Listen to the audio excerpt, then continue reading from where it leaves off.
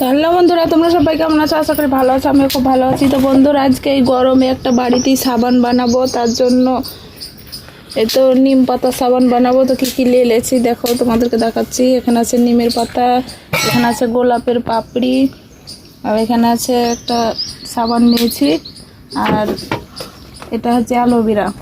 যেগুলো সবগুলো মিক্সিতে পেস্ট করে নেবো, নিয়ে কীভাবে বানাই তোমাদেরকে দেখাচ্ছি। তো বন্ধুরা, তো নিম পাতাটা ভালোভাবে ব্লেন্ডারে মিহি করে পেস্ট করে নিয়েছি, আর ওই সাবানটা কুচি কুচি করে কেটে নিয়েছি। এবার দিয়ে দেবো এটা।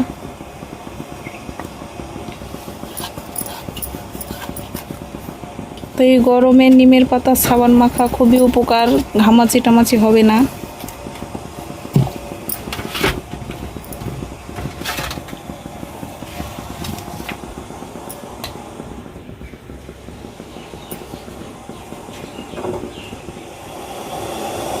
তো এটা আমি গরম পানিতে ধরবো, আর এরকমভাবে আস্তে আস্তে লাড়বো।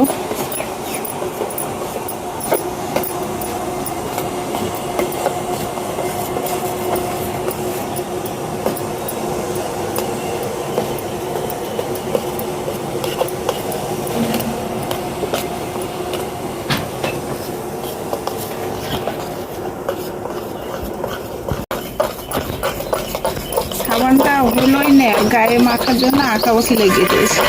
এখনই মাখবো, এখন আগে পুরোটা রেডি হয়ে যাক তারপর।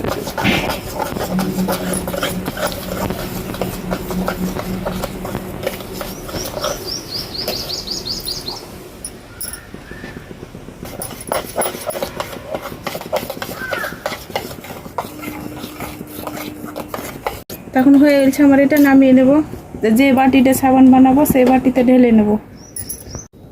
তো এই বাটিটাতে আমি সাবানটা বানাবো, তার জন্য এটাতে ঢেলে নিচ্ছি।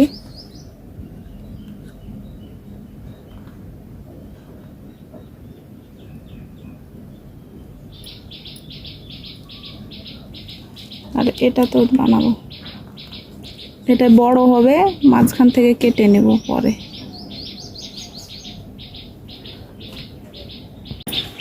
গোলাপ ফুলের পাপড়িগুলো ওপর থেকে দিয়ে দেবো। সাবানটা যখন জমবে তখন দেখতেও ভালো লাগবে, আর গোলাপ ফুলের পাপড়িটাও মাখা হবে সাবানের সঙ্গে। তো বন্ধুরা, এই তো সাবানগুলো রেডি হয়ে গেছি, নিয়ে চলে আসলাম। তো তোমাদেরকে দেখাবো কিরকমভাবে সাবানটা রেডি হয়েছে। খুলছেই না, একটু টাইম লাগবে।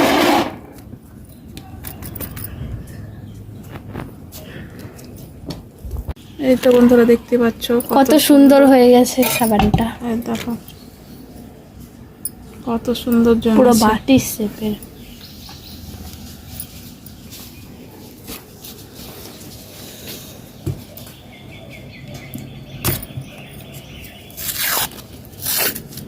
এটাও কত সুন্দর হয়েছে। দেখো এই যে কত সুন্দর কাপের শেপের পুরো। এখানটা 2 পিস করে নিলাম। কত সুন্দর কেটে গেল।